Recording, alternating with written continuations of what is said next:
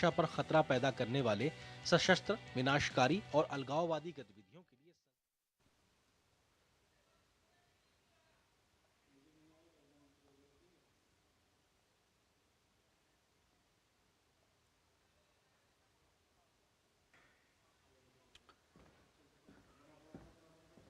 नमस्कार। Mid day prime के एक और विशेष अंक में आप सभी दर्शकों का बहुत बहुत स्वागत है। मैं हूं वसीम मिश्रा और निगाह डालेंगे सबसे पहले इस वक्त की तमाम ताजा तरीन सुर्खियों पर।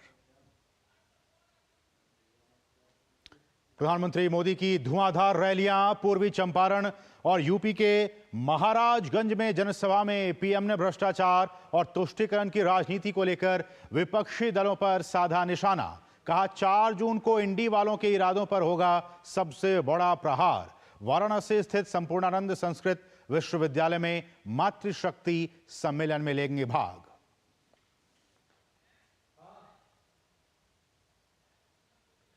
भाजपा के दिग्गज जमकर कर रहे हैं चुनाव प्रचार। भाजपा अध्यक्ष जेपी नड्डा ने हरियाणा के रोहतक में किया रोड शो। अमित शाह ने ओडिशा के संबलपुर में ठोका खम। राजनाथ सिंह, योगी आदित्यनाथ समेत पार्टी के तमाम बड़े नेताओं का ओडिशा, यूपी, हरियाणा और दिल्ली में चुनाव प्रचार।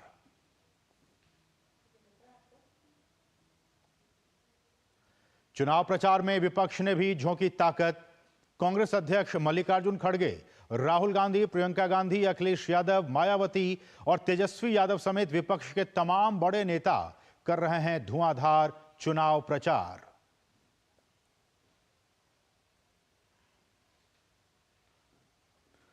लोकसभा चुनाव के बीच पंजाब में आम आदमी पार्टी को बड़ा झटका। जालंधर कैंट से पूर्व विधायक जगबीर सिंह बराड़ बीजेपी में शामिल। मोदी सरकार की नीतियों से प्रभावित होकर थामा बीजेपी का थामन।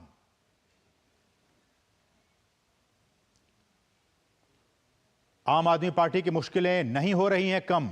दिल्ली शराब नीति मामले में कोर्ट ने मनीष सिसोदिया को नहीं दी राहत। न्यायिक हिरासत 31 मई तक बढ़ी। स्वाति मालीवाल पिटाई कांड में जांच के लिए एसआईटी का हुआ गठन।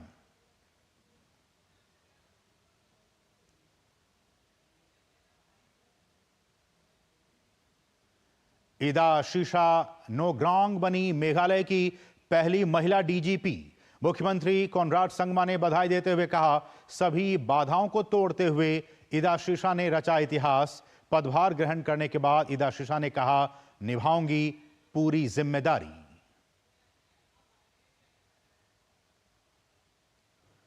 देश के उत्तर पूर्वी हिस्से में भीषण गर्मी और लू का कहर जारी। राजस्थान, पंजाब, हरियाणा, दिल्ली, एनसीआर, उत्तर प्रदेश में अगले 5 दिनों तक जारी रहेगी हीट वेव। दक्षिण भारत की ओर बढ़ा मॉनसून। 5 दिन तक भारी बारिश का ऑरेंज अलर्ट।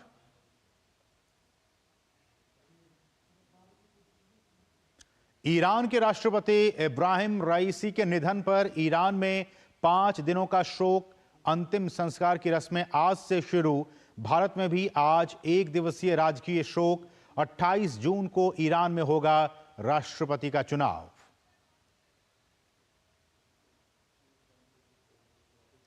और सात्विक साईराज और चिराग शेट्टी की जोड़ी को थाईलैंड ओपन में जीत का मिला इनाम। बीडब्ल्यूएफ द्वारा जारी रैंकिंग में शीर्ष पर पहुंची भारतीय पुरुष युगल जोड़ी।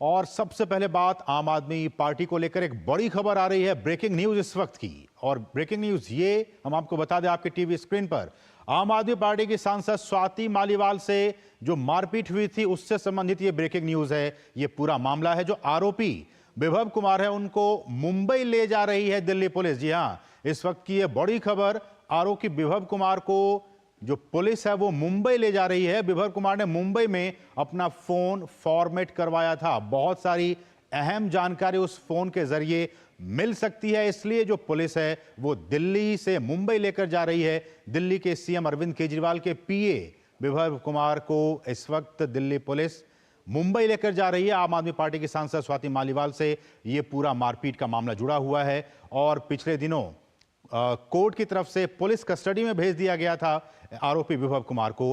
अब इस विभव कुमार को अब दिल्ली पुलिस मुंबई लेकर जा रही है, क्योंकि वहां पे उन्हें फोन फॉर्मेट करवाया था। और फोन फॉर्मेट करने का मतलब ये कि उसमें जो बहुत सारे जो डेटा हैं वो डिलीट हो जाता है। और डेटा डिलीट होने का मतलब कि इसके पीछे कहीं ना कहीं कुछ न कुछ बात ऐसी है जिसको कि विभव कुमार छुपाने की कोशिश कर रहा है। और इसीलिए दिल्ली पुलिस विभव कुमार को लेकर मुंबई जा रही है। मुंबई में उस जगह लेकर जाएगी विभव कुमार को लेकर दिल्ली पुलिस जहां पर कि इस पूरे मामले को अंजाम दिया गया, यानी कि उस अपने फोन को उन्होंने फॉर्मेट किया। फॉर्मेट करने के बाद आप समझ सकते हैं कि वो जो डेटा उसके अंदर होते हैं वो सारे डिलीट हो जाते हैं। लेकिन यही डेटा काफी अहम कड़ी साबित होगी इस पूरे जांच की प्रक्रिया में, क्योंकि हम जानते हैं कि अब इस पूरी प्रक्रिया में एसआईटी का भी गठन कर दिया गया है। तो इस जांच में, एसआईटी के जांच में और भी सहूलियत मिल जाएगी, ताकि किस तरह से इसको फॉर्मेट किया गया उसमें क्या कुछ जानकारी निकलकर सामने आती है। हमारे साथ हमारे सहयोगी इस पर अधिक जानकारी के लिए अमरेंद्र गुप्ता इस वक्त सीधे जुड़ रहे हैं। अमरेंद्र, जिस तरह से हमने कहा कि अब इस आरोपी विभव कुमार को दिल्ली पुलिस मुंबई लेकर जा रही है, और खासकर ये पूरी जानकारी तब जबकि फोन का फॉर्मेट किया गया है। हम जानते हैं कि इस फोन में जो डेटा थे वो काफी अहम साबित हो सकते हैं जांच की दिशा में। देखिए, मैं आपको बता दूं कि जब से पुलिस ने जांच संभाली है, रोजाना कुछ ना कुछ पुलिस जांच की नई कड़ियों को जोड़ रही है। और ये पहले से माना जा रहा था कि जिस तरह से दिल्ली पुलिस का बयान आया था, पुलिस ने साफ तौर पर कहा था कि विभव कुमार ने अपना फोन को फॉर्मेट किया है और जो उसकी लास्ट लोकेशन दिखाई गई थी वो मुंबई दिखाई जा रही थी। तो अभी की जो सबसे बड़ी खबर यह है कि दिल्ली पुलिस जो है आरोपी विभव कुमार को लेकर मुंबई के लिए रवाना हो रही है। 2:30 बजे की फ्लाइट है। मैं आपको बता दूं कि आरोपी विभव को 2:30 बजे की फ्लाइट से मुंबई ले जाया जा रहा है, जिसमें 6 लोग शामिल है। और सबसे बड़ी बात है, जो इस मामले को पूरे को लीड कर रही है एडिशनल डीसीपी अजिंता चिप्याला, वो स्वयं विभव कुमार को लेकर जा रही है। इसके अलावा सिविल लाइंस चौकी के एसएचओ भी विभव कुमार के साथ मुंबई जा रहे हैं। इसके अलावा एक सब इंस्पेक्टर, 2 कांस्टेबल और एक कांस्टेबल, और मतलब टोटल 6 लोगों की टीम है जो आरोपी विभव कुमार को मुंबई लेकर जा रहे हैं। और पुलिस का ऐसा मानना है,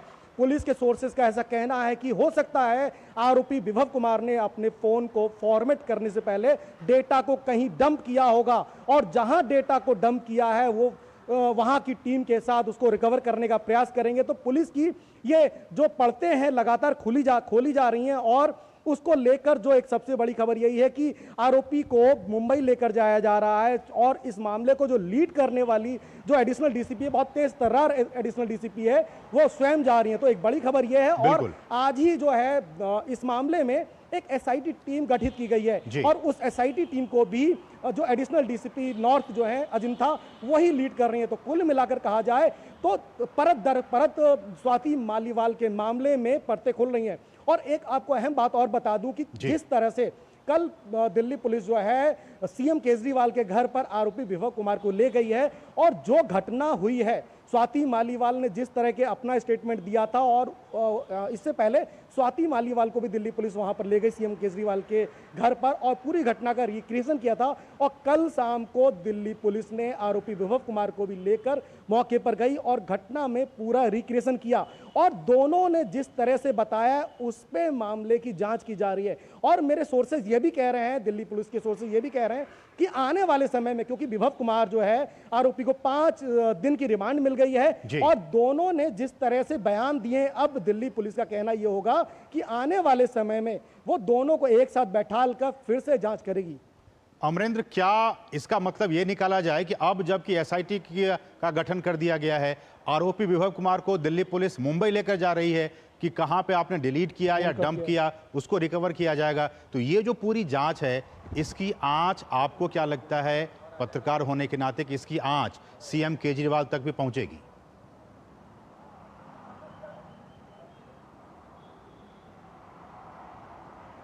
अमरिंद, आप हमें सुन पा रहे हैं?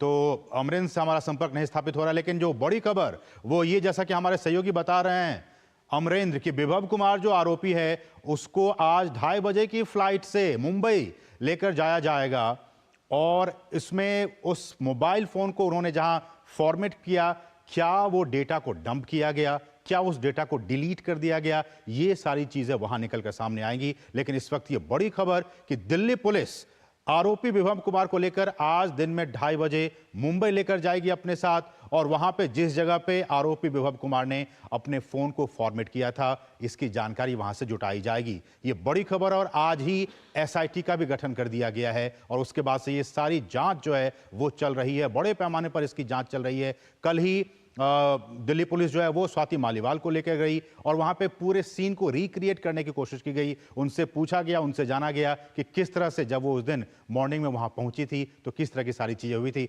अमरिंदर, मैं आपसे जानना चाह रहा था कि अब ये सारी चीजें चल रही हैं, जांच हो रही है, क्या जांच की आंच और उसकी जो तपिश है वो सीएम केजरीवाल को भी झुलसा सकती है? बिल्कुल आपने सही बात कही। जिस तरह से दिल्ली पुलिस की जांच चल रही है और जिसमें नए नए खुलासे हो रहे हैं, जैसे मैंने आपको बताया था कि जांच में जब विभव कुमार के साथ भी रिक्रेशन हो गया है और स्वाति मालीवाल के साथ भी रिक्रेशन हो गया है, और अब मेरे सोर्सेज जो कह रहे हैं अब दोनों को एक साथ बैठाल के उनकी बातों को फिर से जस्टिफाई करने का प्रयास करेगी दिल्ली पुलिस। लेकिन जो मेन इंपॉर्टेंट चीज है कि जांच की आंच कहीं ना कहीं केजरीवाल पर आएगी, क्योंकि वजह यह है कि दिल्ली की मुख्यमंत्री के घर पर राज्यसभा की सांसद, उन्हीं की सांसद के साथ मारपीट होती है और दिल्ली पुलिस इस मामले की लगातार जांच कर रही है। लेकिन आखिर क्या वजह है कि मुख्यमंत्री केजरीवाल अभी तक कुछ भी कहने से बच रहे हैं? हालांकि आज भी केजरीवाल ने 2 मिनट का एक वीडियो संदेश दिया है, उस पर उन्होंने राजनीतिक बातें की, उन पे जो आरोप भारतीय जनता पार्टी की तरफ से लगाए जा रहे हैं उन पर बात की है, लेकिन कहीं भी पूरी तरह से वो खुलकर इस मामले पर बात नहीं कर रहे हैं। और जिस तरह से आम आदमी पार्टी लगातार कई मुद्दों पे, आप देखिए कल से लेकर आज तक कई प्रेस कॉन्फ्रेंस हुई हैं, उसमें वो सभी लोग सिर्फ अरविंद केजरीवाल की सुरक्षा का मामला कभी उठाते हैं, कभी उनके ऊपर जो बयानबाजी हो रही उसका मामला उठाते हैं, लेकिन कोई भी इस बात को लेके आगे नहीं जा रहा है। इसमें सबसे बड़ी बात है कि स्वाति मालीवाल ने लगातार इस मामले पे जिस तरह से जी बिल्कुल, ये जांच अब चल रही है, एसआईटी का गठन कर दिया गया और अब से कुछ ही देर के बाद दिल्ली पुलिस आरोपी विभव कुमार को लेकर मुंबई जा रही है, ताकि जो डेटा है उसको क्या डंप कर दिया गया या फिर डिलीट कर दिया गया, क्या ये सारा मामला, इसकी जांच होगी मुंबई जाकर। बहुत बहुत शुक्रिया अमरिंदर, इन तमाम ताज़ा अपडेट्स को हम तक पहुंचाने के लिए। आप इस बड़ी खबर पर निगाह अपनी बनाए रखिएगा। बढ़ेंगे आगे और इस पूरे मामले को लेकर आबकारी नीति से जुड़े मनी लॉन्ड्रिंग मामले में राउज एवेन्यू कोर्ट ने मनीष सिसोदिया को आज एक बार फिर से बड़ा झटका दिया है। कोर्ट ने सिसोदिया की जो न्यायिक हिरासत है उसे 31 मई तक बढ़ा दी है। सिसोदिया वीडियो कॉन्फ्रेंसिंग के जरिए जेल से कोर्ट में पेश हुए थे। राउज एवेन्यू कोर्ट में मामले की अगली सुनवाई अब 31 मई को होगी। कोर्ट ने आरोपियों से लिखित में बताने के लिए कहा कि गैर जरूरी दस्तावेजों की जांच के लिए कितना समय लगेगा। गौरतलब है कि कथित शराब घोटाले में जांच कर रही सीबीआई ने मनीष सिसोदिया को पिछले साल फरवरी में गिरफ्तार किया था। इस मामले में मनी लॉन्ड्रिंग की जांच ईडी कर रही है। हमारे साथ हमारे सहयोगी विकास सारथी इस वक्त जुड़ गए हैं। विकास, एक बार फिर से लगातार एक के बाद एक झटके मनीष सिसोदिया को, एक बार फिर से आज राउज एवेन्यू कोर्ट ने खारिज कर दिया उनकी जमानत याचिका।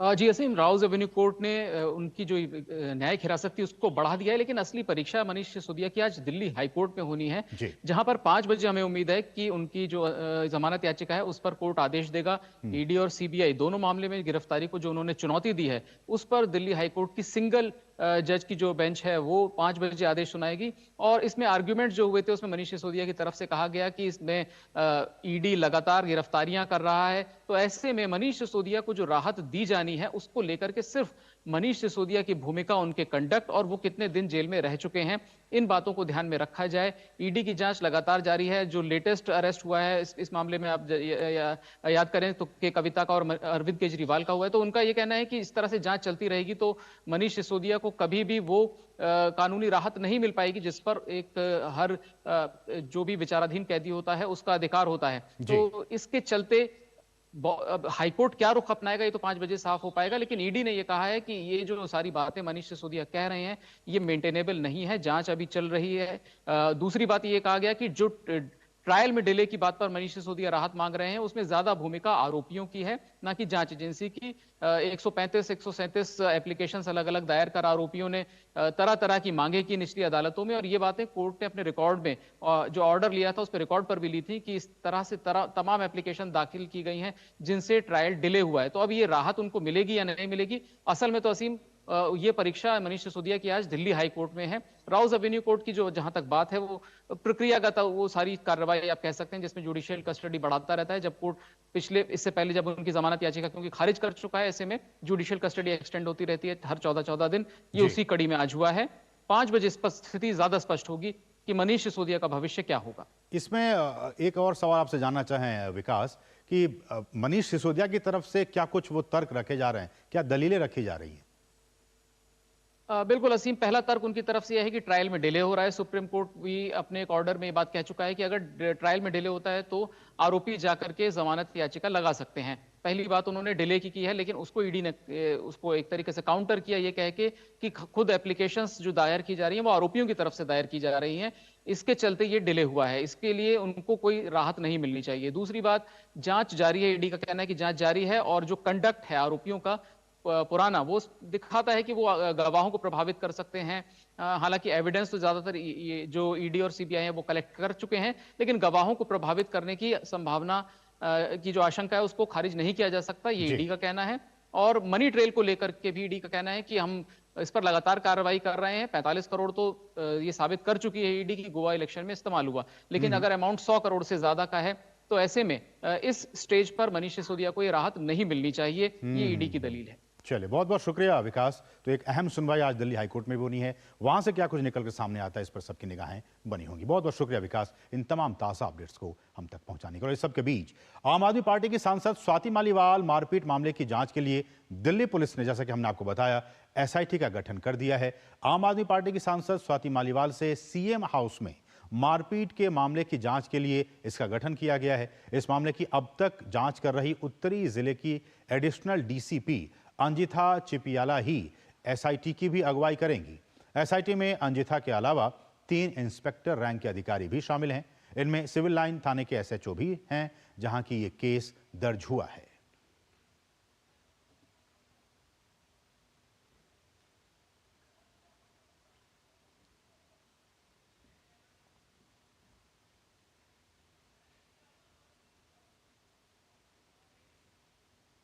तो ये सारा मामला आखिर है क्या, हम आपको एक एक करके सिलसिलेवार तरीके से बताने की कोशिश करते हैं कि ये जो सारा मामला है वो किस तरह से अनफोल्ड हुआ है। हम आपको बता, स्वाति मालीवाल मामला अब तक क्या हुआ ये आपको जानना बहुत जरूरी है। स्वाति मालीवाल मामले में अब तक पुलिस ने मुख्यमंत्री आवास में मौजूद स्टाफ से घटना को लेकर पूछताछ कर चुकी है। पुलिस जितने भी वहां स्टाफ हैं उनसे जो पुलिस है वो पूछताछ कर चुकी है इस मामले में अब तक जो हुआ है। हमने आपको बताया कि आज ही एसआईटी का गठन किया गया है, लेकिन उससे पहले कल तक ये सारी चीजें जो हैं वो हम आपको बता दें क्या कुछ हुआ है। उसके अलावा घटने वाले दिन की जो सीसीटीवी का जो डीवीआर है वो भी फॉरेंसिक जांच के लिए भेजा जा चुका है कि किस तरह से उस डीवीआर में क्या कुछ चीजें हैं, इसकी फॉरेंसिक जांच की जाएगी, इसको भेज दिया गया है। साथ ही साथ मारपीट के मामले में पुलिस ने आरोपी विभव कुमार को गिरफ्तार कर लिया है। जैसा कि हमने आपको बताया कि पुलिस ने उसको गिरफ्तार किया, उसके बाद कोर्ट ने भी पुलिस की हिरासत में 5 दिनों के लिए उनको भेज दिया गया। और अभी तक विभव कुमार ने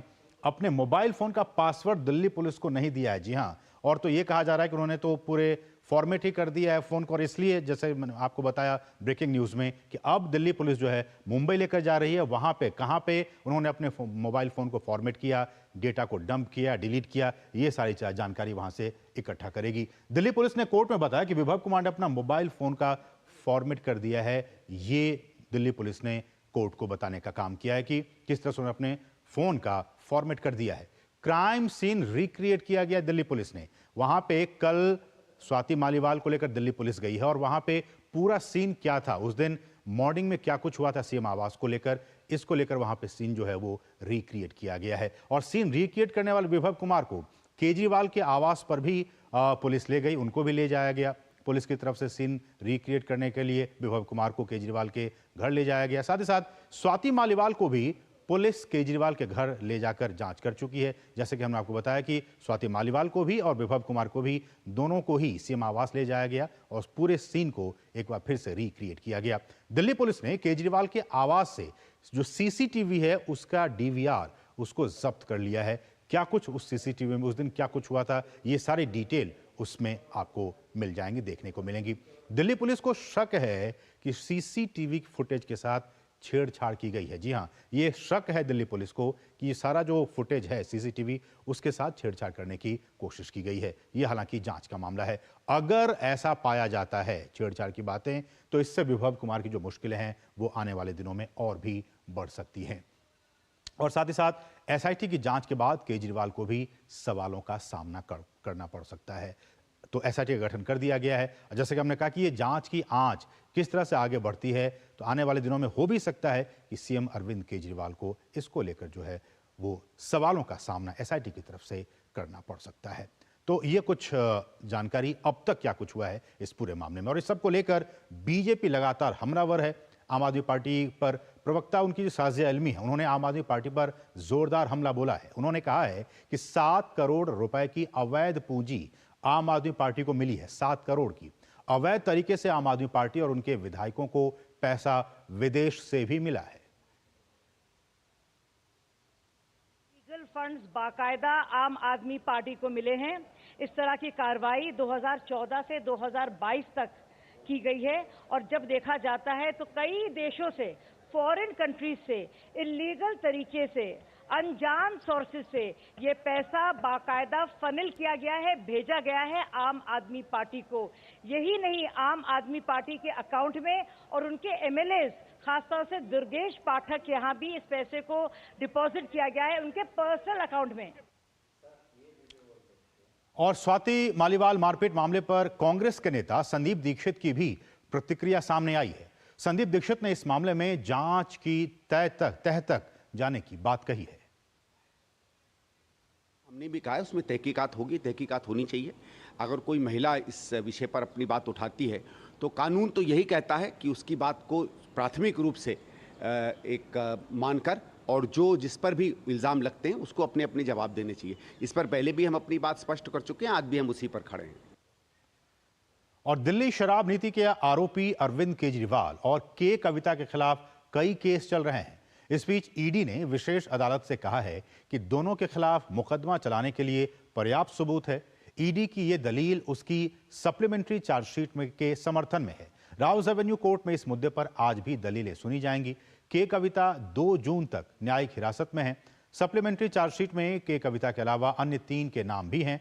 अदालत के कविता सहित अन्य के खिलाफ दाखिल आरोप पत्र पर सुनवाई कर रही है। उसके बाद केजरीवाल और आम आदमी पार्टी के खिलाफ चालान पर सुनवाई की जाएगी। रुकेंगे बहुत ही छोटे से ब्रेक के लिए। आप देखते रहिए डीडी न्यूज। 70 साल से अधिक आयु के सभी वरिष्ठ नागरिकों को 5 लाख रुपए का मुफ्त इलाज। ये है मोदी की गारंटी।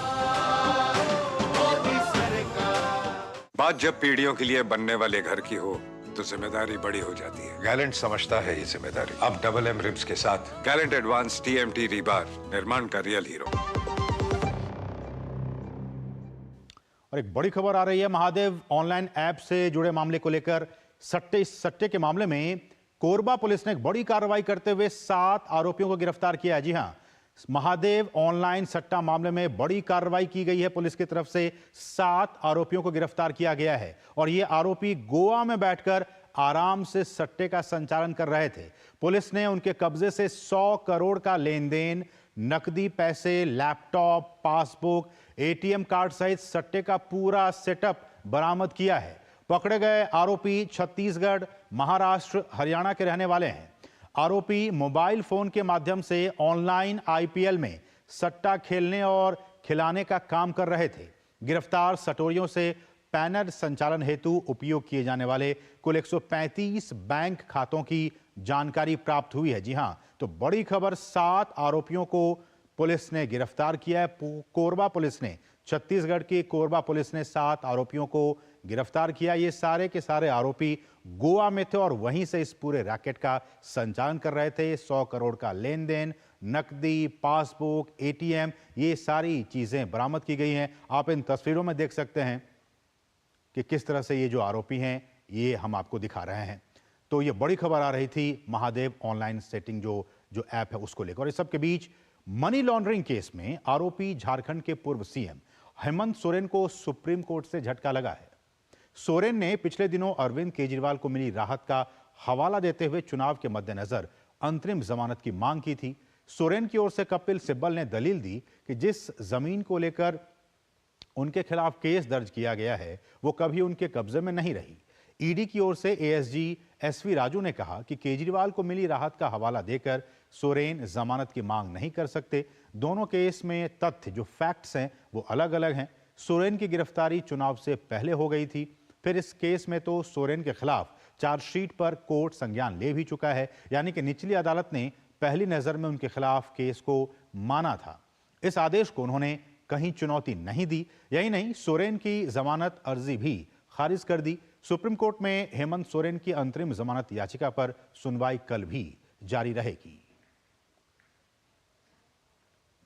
तो एक झटका कह सकते हैं हेमंत सोरेन को कि उन्होंने कहा था कि हमें जिस तरह से अरविंद केजरीवाल को जमानत दी गई उसी आधार पर हमें भी जमानत दी जाए, लेकिन सुप्रीम कोर्ट ने साफ मना कर दिया कि उस आधार पर आपको नहीं दी जा सकती है और इस पूरे मामले की सुनवाई जो है वो कल भी जारी रहेगी। तो हेमंत सोरेन को सुप्रीम कोर्ट से झटका लगा है। बढ़ेंगे आगे। प्रधानमंत्री नरेंद्र मोदी ने पंजाब कांग्रेस के नेता की बिहार के लोगों पर की गई अभद्र टिप्पणी पर उन्हें घेरा है। बिहार के महाराजगंज में जनसभा को संबोधित करते हुए उन्होंने कहा कि यहां के लोगों का मान सम्मान इंडी गठबंधन के नेताओं के लिए कोई मायने नहीं रखता है।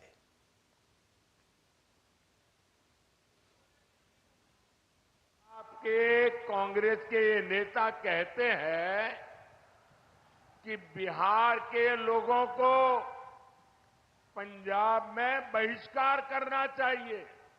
ये कांग्रेस वाले नेता बोल रहे हैं और आरजेडी वाले इनके साथ यहां आपसे वोट मांग रहे हैं। वो कहते हैं कि बिहार के लोगों को ना पंजाब में घर खरीदने देना चाहिए, ना ही पंजाब में बिहारियों को कोई अधिकार देना चाहिए। बिहार के लोगों के लिए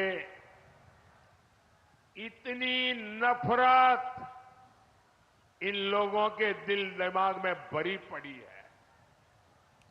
क्या आपने कांग्रेस के शाही परिवार से सुना कि भाई ये इनका मंत्री बोल रहा है गलत बोल रहा है, उनका नेता बोल रहा है गलत बोल रहा है? ऐसा नहीं बोलना चाहिए। नहीं बोल रहे हैं। यहां आरजेडी के लोगों ने तो कान में रुई ठूस ली है, रुई। बिहार की मान मर्यादा, बिहारियों का सम्मान इंडी गठबंधन वालों के लिए कोई मायने नहीं रखता। साहब, मैं गुजरात में था, वहां का मुख्यमंत्री था, लेकिन बिहार जब अपने 100 साल मना रहा था, मैंने बिहार से अनेक महानुभावों को गुजरात में बुला करके उनका सम्मान किया था। जब डीएमके के लोगों ने बिहारियों को गाली दी, जब तेलंगाना के कांग्रेस के नेता ने गालियां दी, तब भी ये शाही परिवार अपने होठों पे ताले लगा करके बैठ गया था। क्या इन्हें, जिन्होंने बिहार का अपमान किया, जो दिन रात बिहारियों का अपमान करते हैं, क्या ऐसे कांग्रेस और उनके साथियों को, आरजेडी और उनके साथियों को आपका एक वोट भी मिलना चाहिए क्या? पूरी ताकत से बताइए, एक वोट भी मिलना चाहिए क्या? एक वोट भी मिलना चाहिए क्या? अरे वोट तो छोड़ो, इनको सजा होनी चाहिए कि नहीं होनी चाहिए? इस बार चुनाव में एनडीए के पार्टियों का बटन दबाकर ऐसी सजा दो, सब पोलिंग बूथ में साफ हो जाए। पीएम मोदी ने इंडी गठबंधन को भ्रष्टाचारियों का मंच बताया। उन्होंने इसे सांप्रदायिक, घोर जातिवादी और परिवारवादी पार्टियों का गठबंधन करार दिया। उन्होंने कहा कि इंडी गठबंधन के लोग सिर्फ अपने परिवार के लोगों का ही भला सोचते हैं।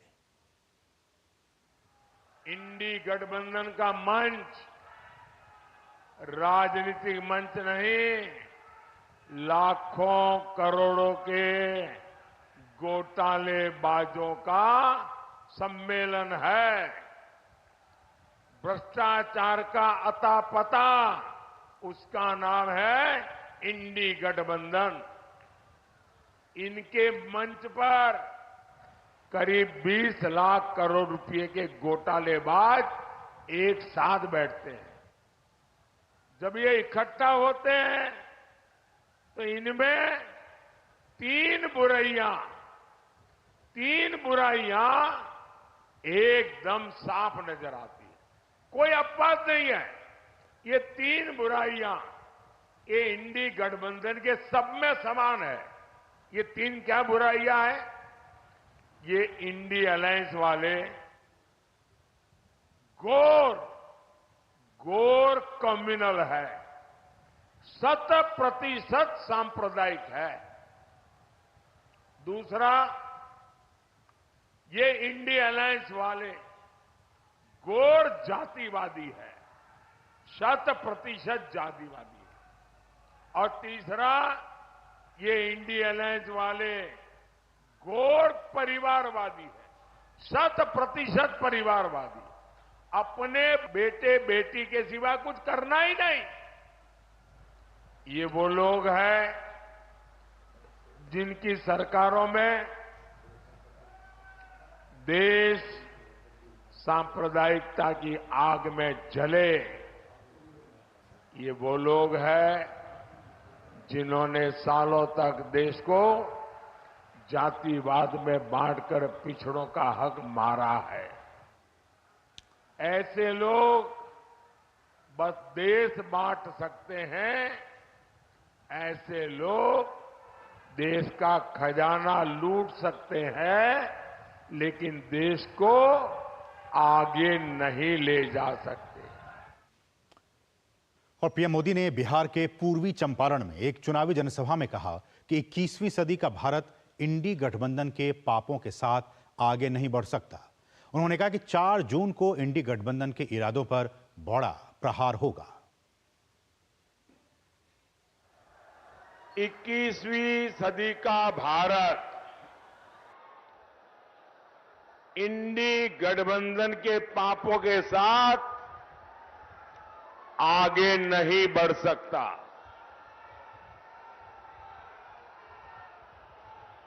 और इसलिए हर चुनाव में कांग्रेस, आरजेडी जैसे दलों पर जनता जोर का प्रहार कर रही है। 4 जून को इंडी वालों के इरादों पर सबसे बड़ा प्रहार होगा। ये प्रहार होगा देश में भ्रष्टाचार पर, ये प्रहार होगा तुष्टीकरण की राजनीति पर, ये प्रहार होगा टुकड़े टुकड़े गैंग पर, ये प्रहार होगा समाज को लड़ाने वाली गंदी सोच पर, ये प्रहार होगा सनातन को गाली देने वाली विकृत मानसिकता पर, ये प्रहार होगा अपराधी माफिया जंगल राज पर। ये प्रहार होगा महिला विरोधी मानसिकता पर। और पीएम आज अपने संसदीय क्षेत्र वाराणसी में संपूर्णानंद संस्कृत विश्वविद्यालय में आयोजित नारी शक्ति संवाद कार्यक्रम में शामिल होंगे और इस दौरान वो कई महिलाओं के साथ बातचीत करेंगे, संवाद करेंगे। काशी की मातृशक्ति में भी प्रधानमंत्री के साथ संवाद को लेकर काफी उत्साह का माहौल है। आइए देखते हैं हमारे सहयोगी वाराणसी से हरिकेश बहादुर गौतम की ये ग्राउंड रिपोर्ट। काशी में नारी शक्ति संवाद प्रधानमंत्री करेंगे अपने मातृशक्ति जिसको कहते हैं उससे। इसकी तैयारी है काशी में। अर्चना मिश्रा जी हैं जो लगातार इस तैयारी को देख रही हैं। अर्चना जी, कैसी तैयारी है और क्या उम्मीद? देखिए, जैसे प्रधानमंत्री जी रोड शो में आए थे, उन्होंने मातृशक्ति की उस रोड शो में सहभागिता, जो उत्साह ऊर्जा देखा, उन्होंने स्वयं से इच्छा जाहिर की कि मैं काशी की मातृशक्ति से संवाद करना चाहता हूं। जिस दिन से प्रधानमंत्री जी ने इच्छा जाहिर की, उसी दिन से मातृशक्ति काशी की उत्साहित ऊर्जावान पूरे तन्मयता से लग गई कि हम पूरी काशी की मातृशक्ति एकत्र होकर प्रधानमंत्री जी को सुनने के लिए आएंगे। तैयारी पूरी है प्रधानमंत्री के स्वागत की, क्योंकि प्रधानमंत्री ने खुद इच्छा जाहिर की है मातृशक्ति से बात करने के लिए। आप काशी से हैं और किस तरह से तैयार हैं? पूरी तरीके से तैयारी है। देखिए, इससे एक ताकत मिलती है। ताकत ऐसी मिलती है, देश का प्रधानमंत्री अगर वो हम नारी शक्ति को इतना सम्मान देते हुए, और वो ऐसा सम्मान कि जहाँ पे नारी शक्ति अपनी स्वयं की बात उनके सामने रख सके। शादी आबादी के बारे में हमारे प्रधानमंत्री जी जितनी अच्छी प्रकार से सोच पाते हैं, उतना तो शायद ही कोई सोच पाता होगा। यहाँ पर सभी महिलाओं से ही वो संवाद भी करेंगे और महिलाएं ही सारा कार्यक्रम कर रही हैं। उनके आने से लेकर उनके प्रस्थान करने तक के सारे कार्यक्रम में महिलाओं की भूमिका है। मोदी का स्वागत हम करेंगे, जाएंगे। वो बहुत अच्छे हैं। यहाँ पर जो बनारस की हालत है वो बहुत अच्छी हो गई है। हर उम्र की महिलाएं उत्साहित हैं काशी की अपने नेता, अपने सांसद, देश के प्रधानमंत्री का स्वागत करने के लिए आ रहे हैं। आपके नेता, देश के प्रधानमंत्री मातृशक्ति से संवाद करने। हम लोगों के लिए ये बहुत खुशी की बात है। उनके लिए हमारे मन में उनको धन्यवाद देने के लिए हमारे पास शब्द नहीं है। जिस प्रकार घर में मातृशक्ति का महत्व होता है, गार्जियनशिप में माताएं या पिताजी का, उसी तरह आज हमारे देश के लिए मोदी जी का बहुत ही महत्व। हमारे बनारस में कितना आगे वो बढ़ाए हैं, जिससे कि हमारे बनारस को लोग बहुत पीछे कहते थे। आज हमको बहुत गर्व होता है कि आज मेरा बनारस बहुत आगे बढ़ा। जैसे उन्होंने अयोध्या में श्री रामचंद्र का एकदम असीम दर्शन हमको करा के कृतार्थ किया, वैसे उनके दर्शन पाके हम भी बहुत धन्य हो गए। उन्होंने जो औरतों के लिए, जो नारी के लिए जो किया है, अब तक किसी भी पार्टी ने नहीं किया है। इसलिए हम औरतें मोदी जी के बहुत आभारी हैं और हम तो चाहेंगे कि वो आजीवन हमारे प्रधानमंत्री बने रहें। तो ये कुछ प्रतिक्रियाएं ग्राउंड जीरो से आपने सुनी कि वहाँ के जो महिलाएं हैं, जो मातृशक्ति हैं, वो कितने उत्साहित हैं जब प्रधानमंत्री आज उनसे संवाद स्थापित करेंगे। हमारे सहयोगी जो इस रिपोर्ट को कलेक्ट कर रहे थे, हरिकेश बहादुर, वो इस वक्त हमारे साथ हॉट स्विच के लिए मौजूद हैं, लाइव मौजूद हैं। हरिकेश, आपका बहुत बहुत स्वागत है मिड डे प्राइम में। और जैसा कि हमने देखा और आपने उन तमाम प्रतिक्रियाओं को हम तक पहुंचाने की कोशिश की, वाकई महिलाएं काफ़ी उत्साहित हैं। और हमने देखा कि न सिर्फ वाराणसी की बल्कि पूरे देश की महिलाएं और खासकर बीते 10 वर्षों में उन महिलाओं के लिए सशक्तिकरण के लिए जो काम किया गया है, उसको लेकर एक अलग ही जोश और उत्साह का माहौल पूरे देश की महिलाओं में दिखता है। ऐसे में जो आज का जो कार्यक्रम है, उसके क्या कुछ मकसद हैं और किस तरह से किन किन बिंदुओं पे प्रधानमंत्री अपनी बात रख सकते हैं मातृशक्ति के साथ?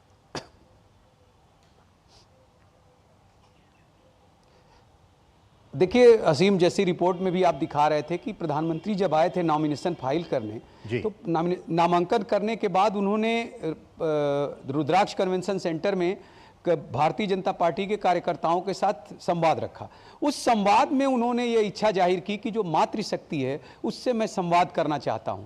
और उसी की प्रतिक्रिया है जो संपूर्णानंद संस्कृत विश्वविद्यालय के ग्राउंड में मातृशक्ति के साथ प्रधानमंत्री संवाद करेंगे।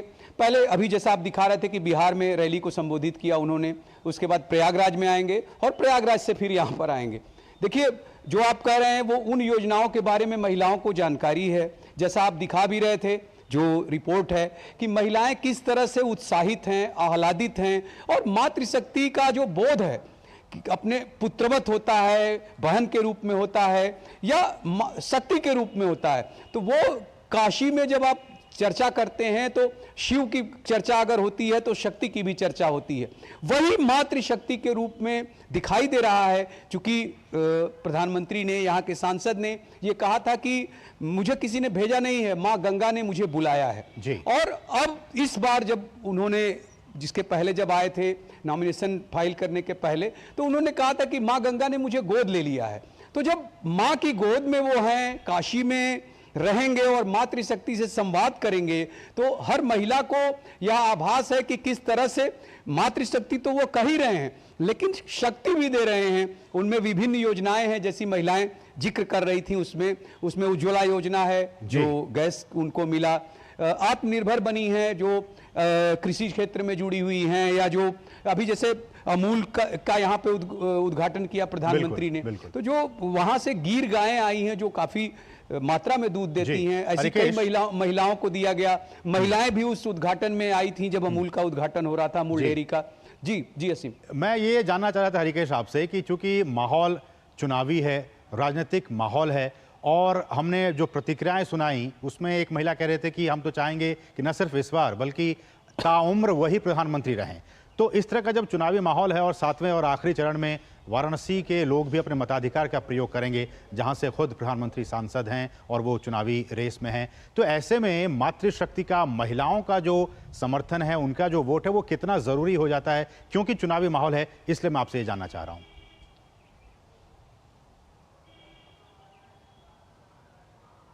देखिए, अगर आप इसका भाव समझें तो ये मातृशक्ति का आशीर्वाद है।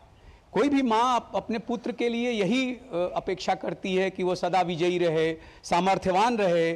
शुभाशीष जो माँ देती है वो उसको उसी रूप में देखा जाना चाहिए। अगर उस महिला ने ये कहा कि हम चाहते हैं कि वो जब तक रहें तब तक प्रधानमंत्री रहें, तो ये आशीर्वाद है। उसी मातृशक्ति का आशीर्वाद लेने प्रधानमंत्री आ रहे हैं, उनसे संवाद करेंगे, अपनी बात रखेंगे, उनकी बात जानेंगे। और यह जब संवाद होता है तो जैसे देखिए, प्रधानमंत्री हैं, इतने बड़े नेता हैं, और महिला शक्ति जो आएगी वहां पे, उसमें अलग अलग वर्ग की महिलाएं होंगी, अलग अलग समूह की होंगी, अलग उनका अलग अलग पेशा है उन लोगों का, तो हर तरह की महिलाएं उसमें होंगी। लेकिन प्रधानमंत्री से बात करने के बाद, प्रधानमंत्री के जो कार्य हैं उनको जानने के बाद जो एक उत्साह महिलाओं में आएगा, वो निश्चित रूप से चुनाव में दिखाई देगा। क्योंकि ये बहुत बड़ी बात है, एक बहुत बड़ा आशीर्वाद है जो आपने जिक्र किया, जिसका कि हम चाहते हैं कि वो जब तक रहें, प्रधानमंत्री रहें। चलिए, बहुत बहुत शुक्रिया। समय इतना ही हरिकेश, आपका इन तमाम ताजा अपडेट्स को हम तक पहुंचाने के लिए बहुत बहुत शुक्रिया।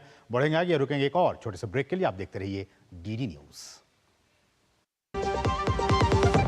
जारी रहेगी भ्रष्टाचार के खिलाफ जीरो टॉलरेंस की नीति। ये है मोदी की गारंटी।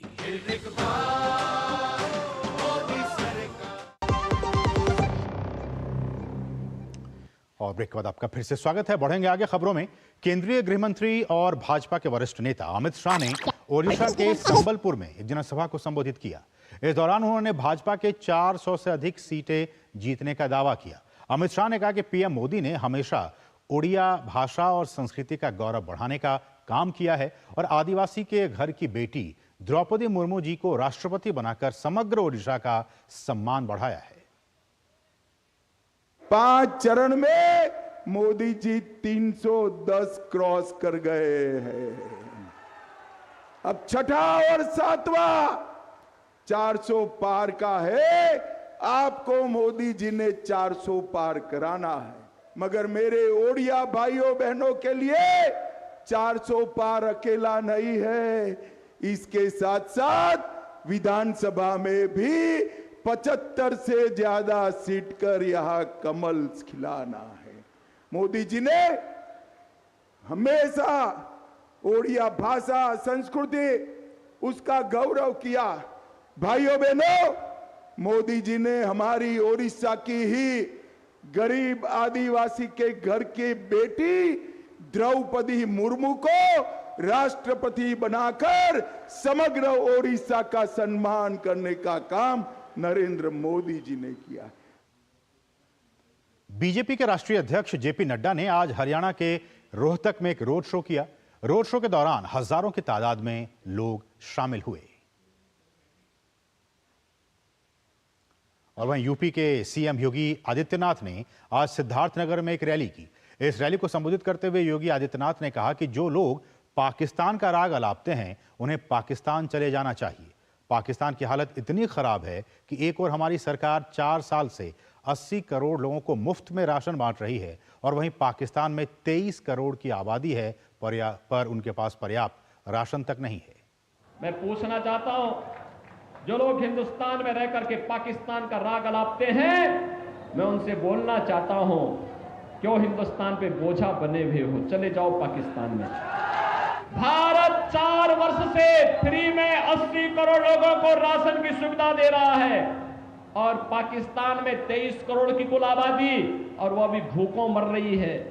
और इसी में ये समाजवादी पार्टी और कांग्रेस के लोग कहते हैं कि पाकिस्तान के खिलाफ मत बोलो, उसके पास एटम बम है। मैंने कहा एटम बम हमारे पास भी है, हम भी जानते हैं पाकिस्तान तो कुछ दुस्साहस किया नहीं कि उसका अस्तित्व ही समाप्त हो जाएगा। और वहीं केंद्रीय मंत्री अनुराग सिंह ठाकुर ने कहा है कि सेना पर कांग्रेस के बयान पर उन्होंने कांग्रेस को आड़े हाथों लिया। उन्होंने कहा कि आजादी के बाद से अब तक रक्षा सौदों में दलाली खाने वाली कांग्रेस आज सेना पर ज्ञान ना बांटे तो बेहतर होगा। अच्छी सुविधाओं के लिए हमारे सैनिक तरसते रह गए और कांग्रेस दुश्मन देशों के एजेंडे पर भारतीय सेना को कमजोर करती रही। केंद्रीय मंत्री ने कहा कि मोदी राज में भारतीय सेना और सीमा दोनों ही सुरक्षित हैं।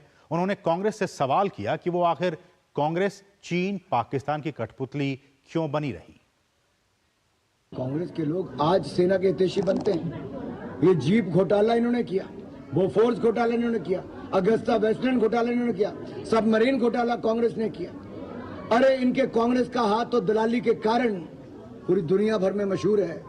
इनका चाल चरित्र और चेहरा देश और दुनिया जानती है। आजादी के बाद आज तक इन्होंने रक्षा सौदों में दलालियां ही खाई।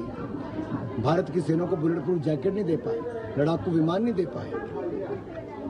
और कश्मीर में भी ये अलगाववादियों के साथ होता है। पंजाब में आम आदमी पार्टी को एक बड़ा झटका लगा है। आम आदमी पार्टी के नेता और पंजाब के जालंधर कैंट से पूर्व विधायक जगबीर सिंह बराड़ बीजेपी में शामिल हो गए हैं। बीजेपी में शामिल होने पर जगबीर सिंह ने कहा कि पंजाब में जो इंजन चल रहा है वो सही से काम नहीं कर रहा है। उन्होंने पीएम मोदी के नीतियों की तारीफ की है। पंजाब ਦੇ ਵਿੱਚ ਮੈਂ ਕੋਈ ਗੱਲ ਕਹਿਣਾ ਹੈ, ਡਬਲ ਇੰਜਨ ਦੀ ਗੱਲ ਚੱਲਦੀ ਹੁੰਦੀ ਹੈ। ਮੈਂ ਬੜੇ ਅਫਸੋਸ ਨਾਲ ਕਹਿਣਾ ਕਿ ਸਾਡਾ ਪੰਜਾਬ ਦਾ ਜਿਹੜਾ ਇੰਜਨ ਇੱਕ ਚੱਲ ਰਿਹਾ ਹੈ ਉਹ ਵੀ ਪੂਰਾ ਕੰਮ ਨਹੀਂ ਕਰ ਰਿਹਾ ਹੈਗਾ। ਸੋ ਸਾਨੂੰ ਪੰਜਾਬ ਦੇ ਵਿੱਚ ਡਬਲ ਇੰਜਨ ਦੀ ਲੋੜ ਹੈ। ਜਿੱਥੇ ਪ੍ਰਧਾਨ ਮੰਤਰੀ ਸਾਹਿਬ ਤੀਜੀ ਵਾਰੀ ਸਹੁੰ ਚੱਕ ਰਹੇ ਹੈ, ਸਾਡੀ ਪੁਰਜ਼ੋਰ ਕੋਸ਼ਿਸ਼ ਹੈ ਕਿ ਪੰਜਾਬ ਦੇ ਵਿੱਚ ਵੀ ਬੀਜੇਪੀ ਦੀ ਸਰਕਾਰ ਬਣਾ ਕੇ ਡਬਲ ਇੰਜਨ ਤੋਂ ਕੰਮ ਲੈ ਕੇ ਪੰਜਾਬ ਨੂੰ ਚੁੱਗ ਸਾਹਿਬ ਅਸੀਂ ਨਸ਼ਾ ਰਹਿਤ ਕਰੀਏ और विकास और पास तोड़िए। और अब बात गर्मी और लू की। देखिए दिल्ली में गर्मी से लोगों का हाल बेहाल है। दिल्ली सरकार ने सभी निजी और सरकारी सहायता प्राप्त विद्यालयों को तत्काल प्रभाव से 30 जून तक गर्मी की छुट्टी रखने के निर्देश दिए हैं। शिक्षा निदेशालय ने एक सर्कुलर में कहा है कि सभी विद्यालयों को इस शैक्षणिक वर्ष के लिए 11 मई से 30 जून तक ग्रीष्मकालीन अवकाश देने के निर्देश दिए गए थे। राष्ट्रीय राजधानी दिल्ली में पिछले कुछ दिनों के दौरान तापमान में लगातार वृद्धि देखने को मिली है। रविवार को देश में सबसे अधिक 47.8 डिग्री तापमान दिल्ली के नजफगढ़ में दर्ज किया गया। गाजियाबाद में भी भीषण गर्मी के कारण जिला प्रशासन ने 8वीं कक्षा तक के विद्यार्थियों के लिए 25 मई तक छुट्टी घोषित कर रखी है। और वहीं राजस्थान में पारा दिन ब दिन चढ़ता ही जा रहा है। दिन के साथ साथ अब रात में भी लू का असर महसूस किया जा सकता है। इस सीजन में गर्मी बीते कई दशकों के रिकॉर्ड को तोड़ रही है। लगातार चल रही गर्म हवाओं ने लोगों का जीना दूभर कर दिया है। यहां दिन का अधिकतम तापमान जहां 47 डिग्री तक पहुंच चुका है, वहीं रात के तापमान में भी बढ़ोतरी देखने को मिल रही है। दिल्ली देखा जाए तो वैसे अपने आप में गर्म प्रदेश है, लेकिन सर यहाँ की गर्मी मतलब हमें लगता था कि दिल्ली की गर्मी बहुत ज़्यादा है। लेकिन सर जब हमने जयपुर, इससे पहले एक्चुअली मैं बताता हूँ, इससे कल हम लोग चूरू गए हुए थे सालासर, सर वहाँ पे जो गर्मी है, मतलब क्या ही बताऊँ, मतलब एकदम हालत ख़राब हो गई थी। हमें चक्कर वक्कर, पसीने वसीने सब आने लग गए थे। इधर बहुत ही ज़्यादा गर्मी है। वैसे तो हम घूमने गए थे तो वहाँ पे ठंडी थी, लेकिन जब डायरेक्ट क्लाइमेट चेंज हुआ है तो बहुत ही ज़्यादा गर्मी हो गई है। उस वक्त ठंडी थी, लेकिन अभी बहुत ज़्यादा गर्मी हो रही है। जयपुर घूमने आए हैं और जयपुर में हमें तो गर्मी काफ़ी लग रही है, क्योंकि अभी हम ठंडे प्रदेश हिमाचल से आए, तो गर्मी तो है ज़्यादा, लेकिन ये घूमने में मज़ा भी आ रहा है। तो लगातार हमारे साथ हमारे दो सहयोगी बने हुए हैं इस खबर पर। हमारे साथ दिल्ली से सुयश हैं और साथ ही साथ हमारे साथ जयपुर से अर्निशा मौजूद हैं। सबसे पहले हम जयपुर ही चलेंगे, क्योंकि वहां सबसे ज़्यादा गर्मी पड़ रही है। जैसा कि हमने बताया कि वहां दिन में तो 47 डिग्री का टेम्परेचर है, लेकिन रात को भी लू का असर है। ऐसे में अर्निशा, क्या कुछ जो तैयारियां हैं राज्य सरकार की तरफ से, जो लोग वहां पे हैं उनके लिए क्या कुछ तैयारियां की गई हैं?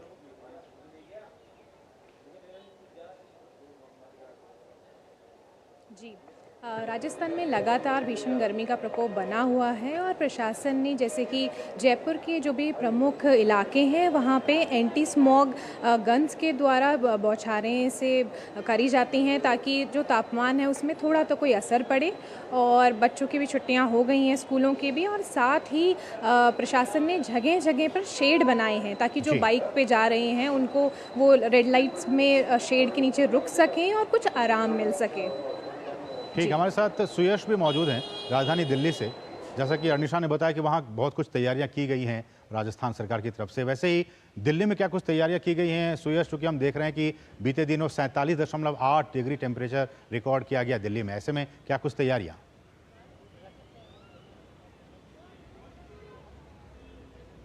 जी बिल्कुल, और जैसे हमने अभी कुछ देर पहले ही बताया था कि टेम्परेचर, जो तापमान है वो जो घड़ी की सुई है उसकी तरफ बढ़ता जा रहा है। अभी के तापमान की अगर मैं बात करूं तो 41 डिग्री हो चुका है असीम, और लोगों को परेशानी हो। जिन गर्म हवा को लेकर के रेड अलर्ट चालू किया गया है और कहा गया है कि 2 बजे से लेकर के और शाम 5 से 6 बजे तक का जो अनुमान है कि हो सके तो आप घर पर रहिए, बाहर मत निकलिए, तो वो गर्म हवाएं भी वक्त के साथ शुरू हो चुकी हैं। लोगों को खासा परेशानी हो रही है, जिनको जरूरत है बाहर जाने की, जिनका काम है, वो निकल रहे हैं, लेकिन पूरे प्रिकॉशन के साथ खुद को ढकते हुए। और साथ ही जगह जगह प्रशासन ने पीने का पानी रखवाया हुआ है, जिससे लोगों को परेशानी ना हो। घड़े रखवाए गए हैं और शेड्स, तो जैसा कि उन्होंने भी बताया जयपुर में, उसी तरीके से दिल्ली में शेड्स हैं। लोग कोशिश करते हैं कि रेड लाइट पर भी थोड़ी देर के लिए किसी पेड़ की छांव के नीचे आ जाए। तो हालात जो है वो बहुत गंभीर है, और क्योंकि अभी तक किसी भी तापमान की पिक्चर क्लियर नहीं हो रही है कि कब तक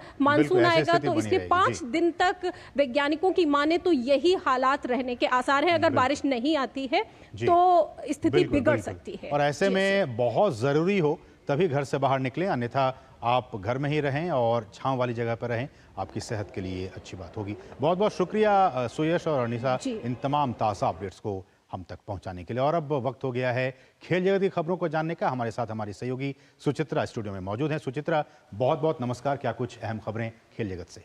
शुक्रिया सीम। शुरुआत करते हैं बैडमिंटन से जुड़ी एक अच्छी खबर के साथ। सात्विक साईराज रैंकी रेड्डी और चिराग शेट्टी की भारतीय बैडमिंटन जोड़ी को थाईलैंड ओपन में पुरुष युगल खिताब जीतने का इनाम मिला है। BWF द्वारा जारी ताज़ा रैंकिंग में सात्विक साईराज चिराग शेट्टी की जोड़ी शीर्ष पर पहुंच गई है। चिराग सात्विक ने चीन के लियू यी और चेन बो यांग को हराकर Thailand open super 500 badminton tournament का पुरुष युगल खिताब जीता था।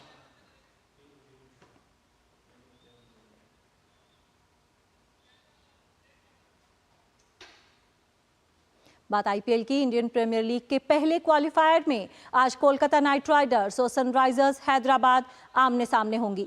दोनों ही टीमों के लिए ये मैच बेहद अहम है। इसमें जीतने वाली टीम के पास सीधे फाइनल में पहुंचने का मौका है। हालांकि हारने वाली टीम को फाइनल में पहुंचने का एक और मौका मिलेगा।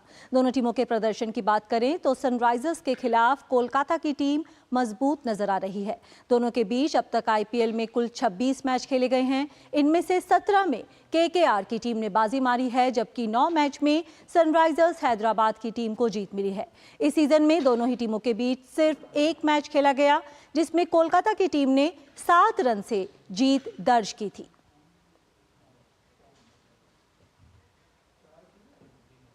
भारत की पैरा एथलीट एकता भयान ने विश्व पैरा एथलेटिक्स चैंपियनशिप में महिलाओं के क्लब थ्रो F51 इवेंट में स्वर्ण पदक पर कब्जा जमाया। उन्होंने इस सीजन के सर्वश्रेष्ठ 20.12 मीटर के थ्रो के साथ पहला स्थान हासिल किया।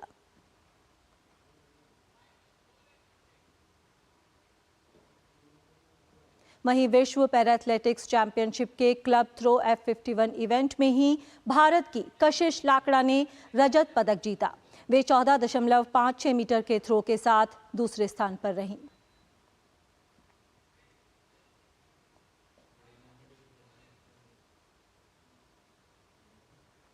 बात करते हैं शतरंज की। 5 बार के विश्व विजेता भारतीय grand master Viswanathan Anand कैसाब्लांका chess variant tournament में तीसरे स्थान पर रहे। आनंद की टूर्नामेंट में कार्लसन के साथ दूसरी बाजी ड्रॉ समाप्त हुई। वे मिस्र के अमीन बासेम को हराने में सफल रहे। ये इनकी टूर्नामेंट में एकमात्र जीत रही। वहीं 5 बार के विश्व चैंपियन और विश्व नंबर 1 नॉर्वे के Magnus Carlsen Casablanca chess variant tournament में पहले स्थान पर रहे। तो ये थी इस वक्त की खेल जगत से जुड़ी प्रमुख खबरें। वापस चलते हैं असीम के पास। बहुत बहुत शुक्रिया सुचित्रा, इन तमाम ताज़ा अपडेट्स को हम तक पहुंचाने। तो इसके साथ ही मिड डे प्राइम के आज के संग में बस इतना ही। मुझे और हमारी पूरी टीम को दीजिए अनुमति। नमस्कार।